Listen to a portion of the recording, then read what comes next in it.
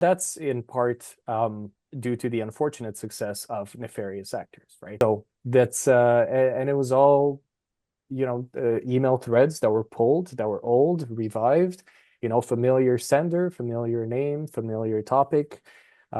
There's no real escaping it. You have to spark that uncertainty. You have to make that a reflex. If there ever was one, there's very little else that I have to fight for anymore in terms of investment. I have peers that have done it for 20 years and they're not there because they did not have the opportunity to be mentored. Welcome to the Cyber Business Podcast, where we feature top founders and entrepreneurs and share their inspiring stories. Now, let's get started with the show. Matthew Connor here, host of the Cyber Business Podcast. Today, we're joined by Adrian Ciocan, the CIO of Lerners. Adrian, welcome to the show. Thank you, Matthew. Good to be here. Good to have you. Before we get too far in, a quick word from our sponsors. This episode is brought to you by cyberlinks.com. That's cyberlynx.com. Do you know if a hacker's in your system? Most people and most companies don't until it's too late and the hacker's already done damage. A hacker's job is to bypass your security, so companies need a way of knowing when someone's gotten past their security. That's where Cyberlink's intrusion detection comes in. With our 24/7 Security Operations Center, we use a combination of AI and cybersecurity technicians to see when a hacker successfully bypassed your security. So if a bad guy gets past your security, we'll know right away and be able to kick them out. Find out more at cyberlinks.com. That's cyberlynx.com. And now back to our show. Adrian, for those who aren't familiar, can you tell us about Lerners and your role there as CIO?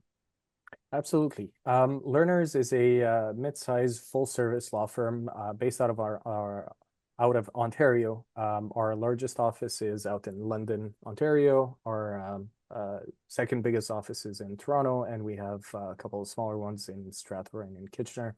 We do all types of legal, from family law to corporate to real estate, wills, you name it, we do all of it. I love it. And so, one of the things I love about law firms is they tend to kind of value the expertise of IT and cybersecurity, unlike a lot of industries tend not to as much. But I think lawyers in particular, they understand. I think it's because as a lawyer, they get the law and they appreciate being an expert in the law. And so they're like, well, I'm not an expert in these other things, so I want somebody who is. Do you find that the same now as CIO at a law firm? Is that, because Lerners is pretty substantial in size. I mean, it's a significant law firm. So do you find that's the case there at Lerners? I think it is, and especially at Lerners.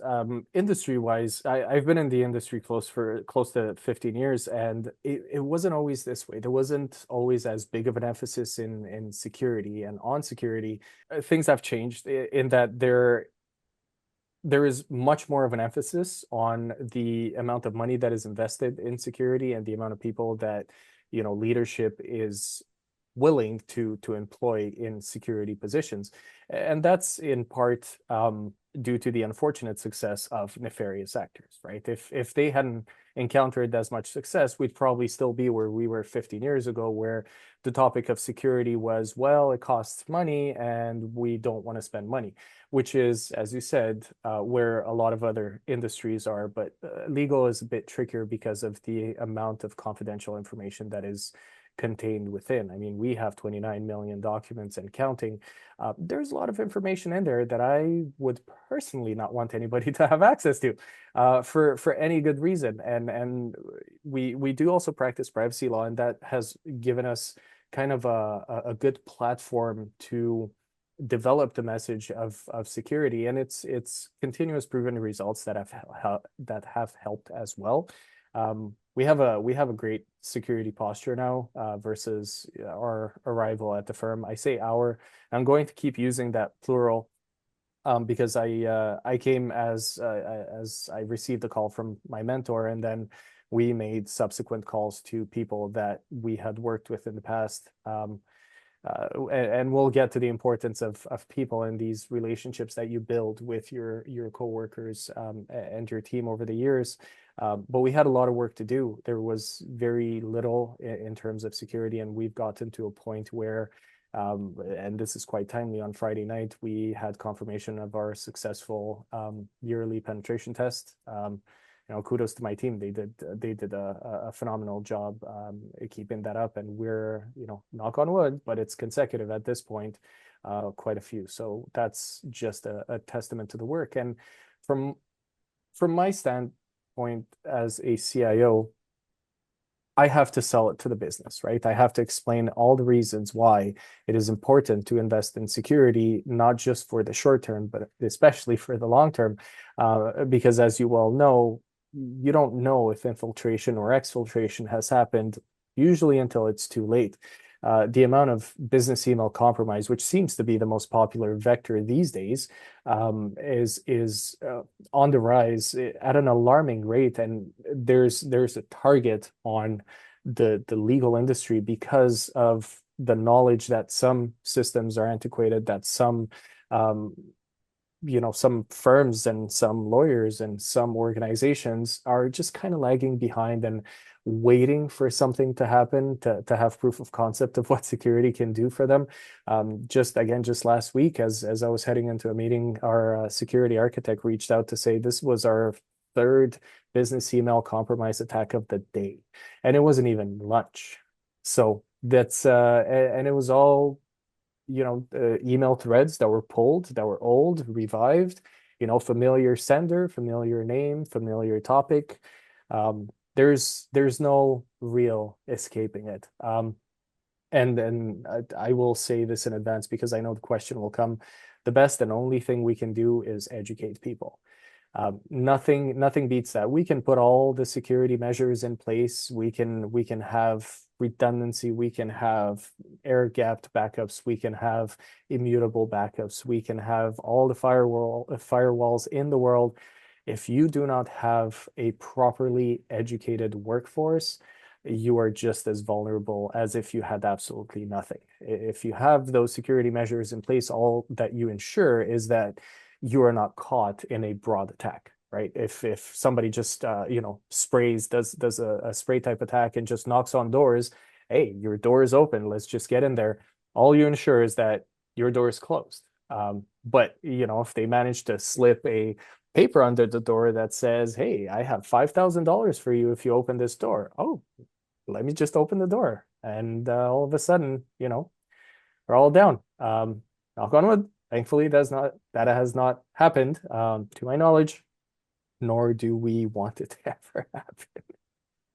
Yeah, and I like to use the analogy that it doesn't. You could have the Fort Knox type security on your home, and you may live in a very large home because in the digital world it's kind of that way, right? So you live in this very big home, but if the kids are letting somebody in, there's nothing you can do. They've let them in the house and they didn't tell anybody they let them in and they weren't aware. It's like, oh, you're the plumber? Come on in. Plumber. The plumber's been in the house for a month. What? You let a plumber? We don't have a plumbing problem. Why would you do that? I don't know. That's I'm funny. 6. That's, you know what? That's fair. You're 6. Stop answering the door. Oh, you have to answer the door to go outside and play with Jimmy. I get it. So it's tough. But yeah, you're right. It really comes down to you've got to train people, and that's so let's dive into that. What do you guys do for training? What's your kind of advice? Lessons learned, best practices. Well, there's a lot to unpack there. First and foremost, I would say that support from leadership, and especially in a law firm. So if you have a structure that has an executive committee, getting the support of your executive committee in your initiatives is absolutely paramount. Because as a CIO, yes, I have a voice. People trust my opinion in all things technology, which is something that you mentioned at the beginning. This too is something that changed. It wasn't always like this. There is an understanding that the evolution of what we do is far more rapid than what is digestible by your average corporate worker that is not an IT person, right? Whereby the expectation of us as a conglomerate is that we know and we keep up, and it becomes part of our jobs, and therefore we are the subject matter experts and we are regarded as such. So the days of but are you sure that this tool is the better one of the two, are gone. And I am personally fortunate in that regard that I've earned the esteem of our leadership team to the point where, my advice is sought after in terms of what we need to do. And I have support in our initiatives, particularly as it relates to security. I mean, all around, but especially when it comes to security. So some of the things that we do a full yearly security awareness training, which is about a 1 hour and a half training that is mandatory for everybody in the firm to take, no exceptions, partners and receptionists and myself. I have to also do it. My name actually appears on the completed sheet. Our security architect does it. So nobody is exempt from that. That is tool number one. Tool number two is a quarterly smaller, more interactive security awareness training that is provided. And it comes in the form of like Spot the Fish or a small module on compromise or on social engineering or on phishing, plain and simple. And we do about 2 or 3 of those modules, so 15 minutes a quarter to keep it at the forefront. Another very important thing that we do is communication. If there is ever any form of a potential of something that has gone through in terms of emails, we say, right? Sometimes you get these attacks that are, Gmail1235 at hotmail.com. Well, you can't block all of them, right? We can catch them. We can find some formats. Sometimes we get lucky in that they follow a certain format, and then we can enter that definition into Mimecast and actually pull all of those and mitigate it. But there are times where it's just not possible. DocuSign, right? DocuSign happens all the time. OneDrive happens all the time. What are you going to do? Block OneDrive and DocuSign? That's not an option. So at those points, it is critical to communicate, to say, this is happening right now. It needs your attention. If you see it, ask the question. If you have even 0.1% doubt that it may be legitimate, you ask. You call the sender, you email or call your IT or your help desk, and then it gets funneled through our process. Hell, call me if you need to. If you're not sure and it's something that is very confidential and you need my input on it, you call me. So we make ourselves available. And that's important, right? When you tell people that if you're not sure, ask us, but then you keep them waiting for 6 months before you tell them if it's legitimate or not. So it just ties into your entire ITSM process, right? Your how you handle your customer service on one side, and what your escalation process is, and what your SOPs are, and what do you give the authority to your help desk to do and assess, and how do you instruct them to stop when they are unsure? Because if they have 0.1% uncertainty, then it's their duty to also escalate within that structure, right? So it's a lot of moving parts, but it does all start with the education, because you have to spark that uncertainty. You have to make that a reflex, because that's where it all begins, right? We know, yes, there are things that we cut off at the pass, right? Because we see them, we get a flag. Okay, we got 15 of these that came through. Block immediately, pull, delete, it's gone. Nobody clicked, nobody opened, nobody replied. We're done. We move on with our lives, right? The one big challenge with communication is the frequency and the type of communication. There is such a thing as over communicating, and there certainly is such a thing as under communicating. Finding that sweet spot is not one size fits all. I can say from experience that there are some people that find it too much. There are some people that say, but tell us more, tell us every time that it happens. Which I say, if we told you every time that it happens, you will block our security email from coming through. That's Yeah. those are some of the things that we do to protect on the user side. That's great. What are your thoughts on like the micro learnings? I know a lot of people are kind of, keen on that, the short little, 1-2 minute long videos every week, as either a supplement or as a, kind of replacement for the annual trainings. What are your thoughts on that? I think it works. I think for as long as there is no wrong answer to keeping security at the forefront, right? If it's only as good as the amount of adoption or the amount of attention that you get to it. I can tell you realistically that if I sent a video around every week in a law firm, it would be too much because of just the pace at which it moves. I know how busy our lawyers are. I know how busy our clerks, our assistants are. It's not feasible to have something like that every week. So we try to play with that gauge, right? And we try to find out what is too much and what is too little. But I can tell you that no two organizations are going to be the same. No two areas of no two verticals are going to be the same. And then on that scale, depending on your audience, right? Some associates, for example, may be more receptive to doing it once every 2 weeks. Partners will likely not. And then you encounter pushback, and then you have to figure out which is the hill that you want to die on. And security is it. If there ever was one, there's very little else that I have to fight for anymore in terms of investment, right? We're at a point in the evolution of technology where things are quite standard, right? You have your Microsoft suite in what, 90% of the cases. Yeah. You have your cloud platforms, you have your policies around the adoption of cloud platforms, which ours is extremely stringent, and I love it. The campus structure is going away slowly but surely. So there's a current investment in that, but ultimately, it's all kind of the same. Uh, but on the security front, it's the only big fight that matters, right? If you're no longer fighting for, I need an additional switch to put in that locker, or I need to buy external cameras instead of integrated cameras. It's really not where it's at anymore. It's how much do we invest in security? Do we establish a SOC? Do we outsource our security needs? Do we adopt a next generation behavioral antivirus? Do we do timed scans? What kind of backups do we have? What's our ransomware strategy? What's our DR strategy? Do we have redundancy? What are connections like? And all of that just leads into the investment that is required in security.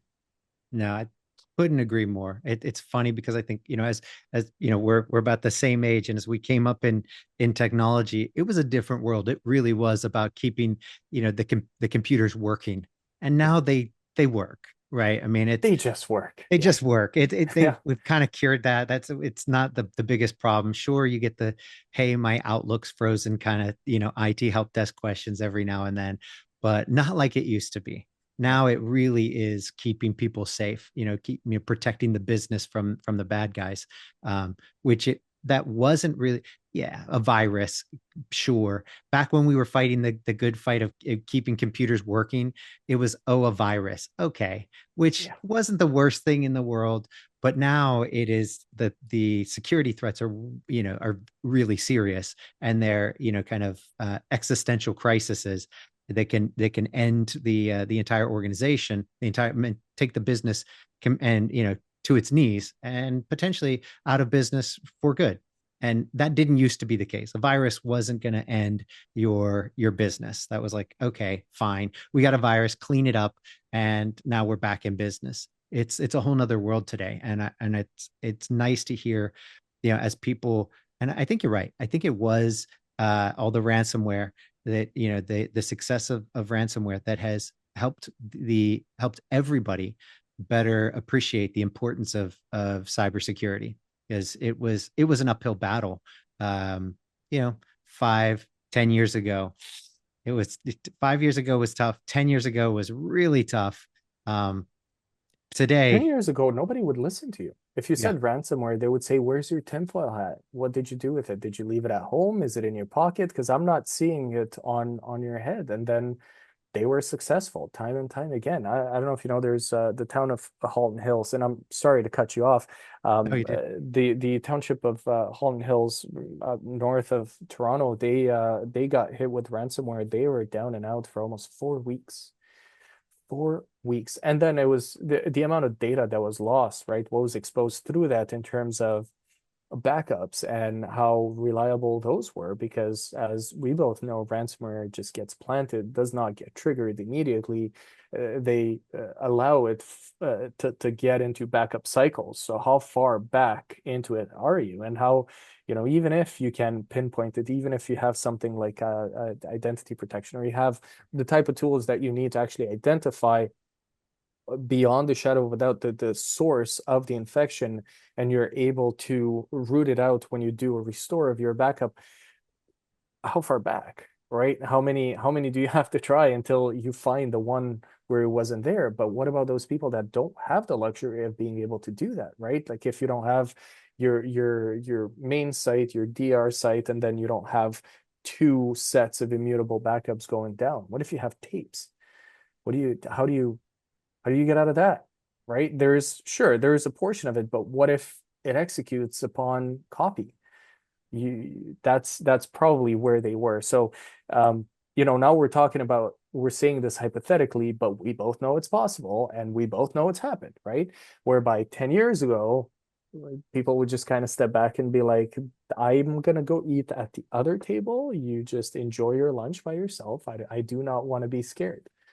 Well, my favorite example of kind of science fiction, or Hollywood type hacking from 10 years ago being modern day reality is SIM cloning. We had a client who they're in the financial services sector. They've got lots of money, and surprisingly, this wasn't one of the people that you would have expected. It was like third rung down from the top. You wouldn't have expected this person.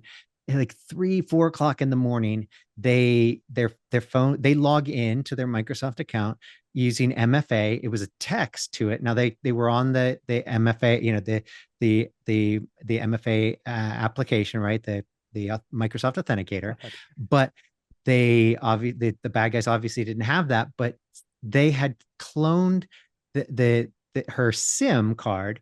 They got a text they got the code texted to them, and they logged into her account. And then unbelievable. So we're like, wait, so obviously she gets the call at 3 o'clock in the morning. Hey, did you just log in? And I think it was like Lithuania. She's like, what? No, no, I'm I'm asleep. in Delaware. It's like, well, you certainly did. Well, somebody did, and you got a text message, and that code was used to log in. And she checks, and she's like, well, shit, I did get a text message, but I have been asleep, and I'm not in Lithuania. So it's crazy, because you see on the movies, oh, they go up, all we got to do is be near their phone. Oh, and it's cloned. Now we're getting their texts and their calls, right? Well, as far as we know, that wasn't the case in terms of how they cloned her SIM.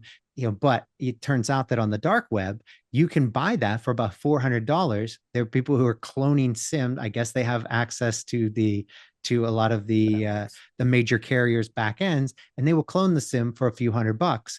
Now, that's pretty impressive stuff, and I wouldn't have thought it true had we not seen it. I would have been like, I'm not wasting the $400 to test it out on the dark web to see if they're actually playing that game.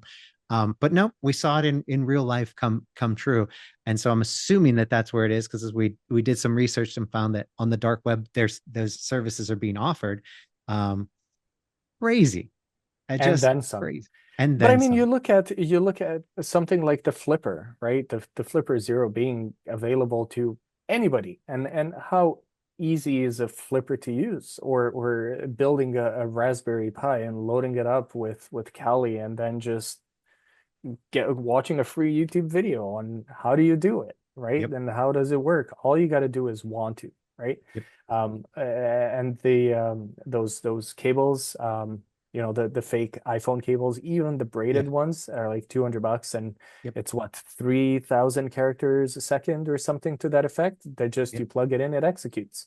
yep, There is that's another really scary one. The external device is particularly USB keys, right? yep. And how you deal with those inbound and outbound. Yeah, lots of scary stuff, lots of scary stuff. But as professionals responsible for security, we have to make peace with the fact that there is only so much that we can do, that there is a portion of it that is outside of our control, that we make the choices that are right based on the information that we have at any given time, because it's probably as old as the first computer virus, the saying that the only computer that is entirely safe is powered off, locked inside a safe with no cables around it. You cannot get into that one because it has no power. Everything else is vulnerable to attack. All you got to do is want it bad enough. I mean, in my day, it was IRC, right? We were kids and we were messing with another group of kids that were also computer savvy, and we just pushed down MP3s that they would request from a channel with things Yep. included, right? Yep. Certainly not just the music. That's But right. that was teenagers having fun, harmless fun with each other 25 years ago, close to. Yep. Um, Things have changed. Things have changed a lot, and you have all of the state actors or the state sponsored actors that they just want money. They don't really care about your data. They don't really care about you. They don't care about anything. They just want money to fund dot dot dot whatever it is that they have to fund on any given day. Yeah. And those are the really, really scary ones, because the amount of compute behind it is no joke. And it's not just manpower, it's the compute power behind it too. Yeah, no, that's the real, yeah, you're 100% right. That's the scary stuff. I mean, it's one thing, and sadly, most people get hit, with the let's just say third tier players. They're getting hit by people who really don't know what they're doing. Like you said, they just went on the dark web. They talked to a few people.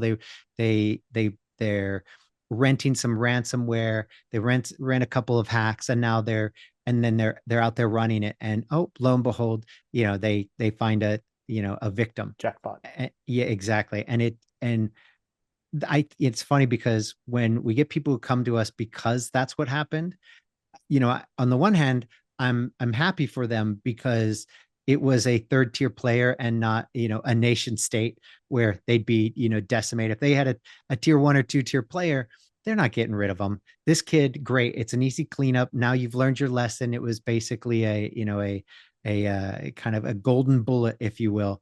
Great. Yeah. You learn from it. Now you get to, we can extract that. You're going to be just fine. You'll be returned to duty, back in the battle, off you go. But they're just lucky. So there is a lot of that out there, and I think we're really fortunate that that's the case, that they're not all mature. And I think with AI, they're going to get more mature. The everybody, that entire industry, because it's so well funded, because people are paying the ransoms, that it's going to mature, and it is. I mean, we're seeing that the stuff that people get now, the emails, they're no longer bad English, right? And then now they click on what appears to be like 99 to 100% legitimate, and they click on it, and boom, now they're now it's token theft. They didn't even have to go and log into their OneDrive or their Microsoft account. It was just the token was stolen, and now somebody else is logging in as them. So they've come a long way in a very short period of time. But all that to say, on the bad guy side, they're advancing. Let's go back to the good guy side and talk about people. So, we talked about how it's about training and whatnot, but let's dive more into people when it comes to, like, hiring and mentorship. I know you've got you've got your views on this. Want to share with the class? Yeah, I have very, very, very strong views on mentorship. The fact that I am here, the fact that I do what I do, is owed to the presence of mentorship, to having had one mentor that, out of a bunch, he said, there's some there, so let me test it out. Let me test you. Let me see what you're made of, and then, okay, all right, you get my time, you get my attention, you get my respect, you get my knowledge. So I was beyond fortunate enough to have about 35 years of CIO experience, just shoved into my brain over the span of 14 years. There is no value that you can attach to that. There simply isn't. It has changed a lot of what I do, how I do it, how I think. He was not only exceptional at his job, but he was by far the most demanding boss I ever had. Doesn't even come close. I needed to have all of my questions answered, or sorry, all of his questions answered before I even went to present any form of information. And that just drills a form of discipline into your way of thinking, right? Like, okay, I'm going to say that we have a problem, but that's not enough. What is after that? Okay, this is the problem.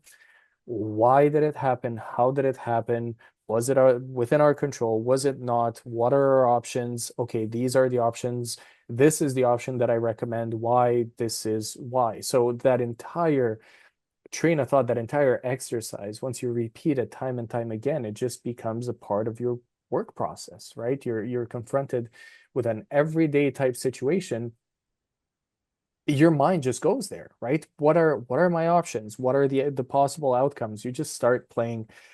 It's a different game. And I have peers that have done it for 20 years, and they're not there because they did not have the opportunity to be mentored by someone who was willing to teach them that way of thinking, to just instilled upon them not just the work ethic, because the work ethic is a requirement to even get that kind of attention, but the way of thinking and the problem solving approach, and what to look for, the unique things that you cannot even have explained to you. It's like getting a second voice in your head. And to say that I'm thankful is something that is just a gross understatement, and he knows it.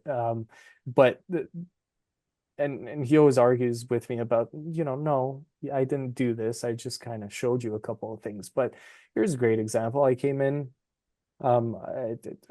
he comes into the firm 4 years and a little bit ago, and then we have a brief conversation, and we had an agreement that if he ever was going to go back, that he would call me first. And man of his word, he called me, and I came in.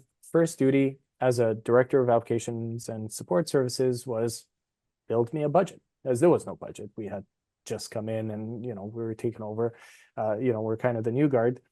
Build the budget. Now, in a 500 person, 150 lawyer law firm, how many directors reporting to a CIO get the opportunity to act as a CIO without the responsibility, but with the accountability for it? Right? You learn by doing, and we knew from then that we had finite time. Right? We have X amount of years. You are going to act at it. You're going to think yourself in that position. You're going to do and think about everything in the way that you're going to. When I step away and go sail off into the sunset and just let you do what you wanted to do, and that's it. No experience like that can possibly compete. And I try every day, to the extent to which that I can. If I have an opportunity to give back in that way to my team, I'll put anything aside. If someone seeks my advice, or they say, I need your help, or I need to understand what you would do, or I want to know what you think about this, I won't just give them the answers in the same way that I was not given the answers. I don't need the answer. You don't need the answer. You need me to bring you to a place where you're comfortable in your own way of thinking. So I'm not him. And neither one of us wanted me to be him. I am me, but with 35 years worth of lessons coming into my experience, and to draw upon it. So I try to do that a lot for my team, and I think the response is good. Generally, I believe so. And the fact of the matter is that a large majority of our team are people that we called in the same way that he called me, right? Because trust in what we do, being able to trust that, well, trust everything, right, that your team has to say, from your help desk to your directors. You trust that they're doing the right things because they know what you expect. Trust that they're giving you the right information. Trust that they will accept that they can make mistakes and just tell you the truth, not because they don't fear repercussions, but rather because they know, right? They understand what's going to happen and how it's going to work. It's a lesson. We move on. There's limits. Sure, people can't be complacent or take any of it for granted, and it's a two-way street. But hey, they all came, right? We called, they came over, and they're happy, and they give you their best. When you give them your best, they give you their best. And um, that's what I learned through getting real mentorship. There was a stint in between, working with my mentor previously and working with my mentor again, where I truly learned the value of having a mentor. I knew it before, the first time I got a mentor, it was the first time I ever had a mentor. It was like, this is amazing. I have someone who listens and teaches me things for seemingly nothing in return, more than me doing my job. This is amazing. And then we did other things in the meantime, and yeah, it was not the same. It was not the same to not be able to trust the person that you report to with things relating to the job. I'm not talking about divulging my personal history. We're talking about being asked to present, being onboarded to a place, and with a full understanding that I'm coming in to make change, right? I'm not coming in to press buttons. I'm not the guy. I'm not the guy that you bring in to sit there and just press buttons. It's not going to work. No, you're coming in, help us figure out what's not working. Spend the time to do the analysis, and then explain what's not working. And it was taken as a direct personal confrontation that you've done it wrong up until now, and this is the only way to do it, and that's why it's not working. So it's basically your fault, whereby it was never presented in that way. Um, Part of leadership is allowing your people to tell you you're wrong. My team has full leash to say, Adrian, you're insane. We are not doing this. You were wrong as you could be. Sure, explain to me why. Let's have a conversation. But those are crucial, because I don't know everything. I don't want to know everything, and I don't need to know everything. We're in the age of information. If I can't find the information, that's the problem. It's not that I don't know it, right? And it's the same for them. So uh, I don't need to know everything. I just need to know that I trust my people, and I need to know that they trust me to do right by them, and to have their backs when the time comes. It sounds a lot to me like that is kind of a combination of good leadership, and as that plays out into a sort of culture that you create in your team, right? So I wouldn't necessarily call it corporate culture, because I'm sure that's entirely different on the legal side, how they act and what they need to do, and entirely different than what you're building, in the IT department. Is this culture of kind of mentorship, of acceptance, of learning, of everybody putting in their best, and not fear of being thrown under the bus for any sort of mistake.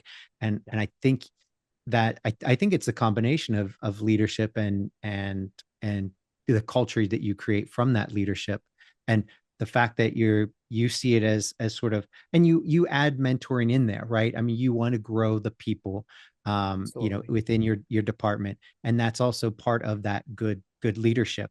And it's sad how prevalent that sort of poor leadership is. You get these people who are, I wouldn't even say middle managers at best, but at best they were mediocre middle managers that then get promoted into these leadership positions because somebody liked them, because of politics, because there was an opening and they were there, whatever it is.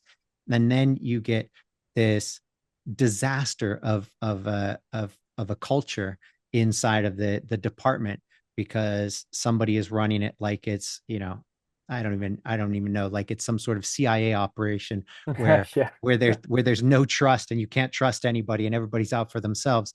And I don't even know that that's true at the CIA. I'm just saying that I could see that being the case. But yeah. So I don't One of know. the greatest proofs of concept of the process of mentorship, and not only I don't measure my own success in my own deliverables. That is the job. Like that is at the base of a job. If I cannot deliver a budget or a presentation on AI or a presentation on security, I shouldn't be doing this job. So that's not a measure of success. That's below the minimum expectation, right? As of you as a CIO, those are not the real successes. The real successes are watching people succeed, watching someone who was a sysadmin when I came in and becoming my right hand as a director of IT operations, and then watching mentorship flow down from the top of the structure that we have created.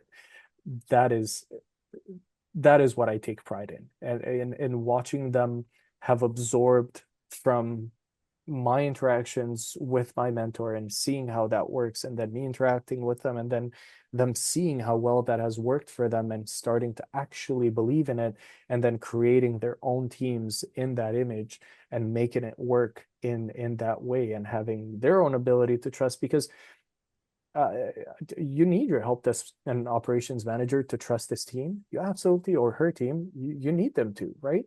And that cannot happen if there's not some exchange and a vulnerability of some sort, professional vulnerability, of Of course, course. but it's no different from a personal vulnerability. We are people, right? And I am the job itself. Another way that I do it, and I do apologize if I continue to digress on the No, people please. side, but I think it's important. The job it's not easy at any level. Being in IT today never has been really. It's long hours, it's a lot of pressure, it's a lot of expectations, a lot of this. Nobody needs to cry us a river. We chose it, but that doesn't mean that you cannot take 2 minutes to laugh, right? It changes your entire perspective on your day when your teammate or your boss or your boss's boss makes a joke, and we're all human all of a sudden, right? We're not just the robots fixing the robots. We are the humans in this team that are doing things in a company that is made, or a firm that is made up of other people, right? That are going through their own personal and professional struggles, right? So it's really really important to give your team the latitude to laugh. Humor is extremely important. I can, in my own team, if people don't have a sense of humor, it generally just doesn't work, and that's because we can't take ourselves too seriously. Because if we did, it just takes a toll. You don't Yeah. want to live that way. It's It, it's a little much for any given person. No different from a lot of other high pressure jobs, right? In security, IT, and in general, it's not easy being a lawyer either. But we too have to understand that, right? When we deal with them, and that's why our front line is so patient. Just the other day, I got such a lovely email from one of our partners, um, uh, giving kudos and thanks to two people on my team. One for having helped set up this remote trial that needed to happen. So from testing the printer to connections to all that, and then the other one that helped with an issue while she was at the trial remote, and he kind of not only dealt with the technical situation, but also made her laugh and just kind of forget for a minute about what was going on. And that's a win. That's like, that's a real win. That's a beautiful win. well done. I mean, and that really is, and that's, I think, kind of the standard that everybody should be striving for, in I their think so. IT departments, having that great culture of acceptance, of happiness, of and I don't know, and I know some people are different, but for me, success has to be something that you're inspired to. I don't think that it works well when it's comes at that from the stick. I'm much more the carrot guy, than Yeah. the stick. And I think people just behave, they're happier, their life is better, you spend so much time at work. It should be something that you're enjoying, that's fulfilling you professionally and personally, because like you said, we're still human, and Yep. we're not robots fixing robots. We are human at the end of the day. So I thought that was really well said. um Yeah. and Adrian, it's been so great having you on. But before we go, can you tell everybody where they can find out more about you and more about Learners? Learners.ca. It's our firm's website. We have all of the contact information for all of our lawyers, all of the services that we provide, our locations, and how you can get in touch with us. As for myself, you can just look me up on LinkedIn, Adrian Ciocan. You'll find me quite easily. If you want to have a conversation, I'm happy to oblige. Fantastic. Well, thanks again for coming on, and until next time. Thank you, Matthew.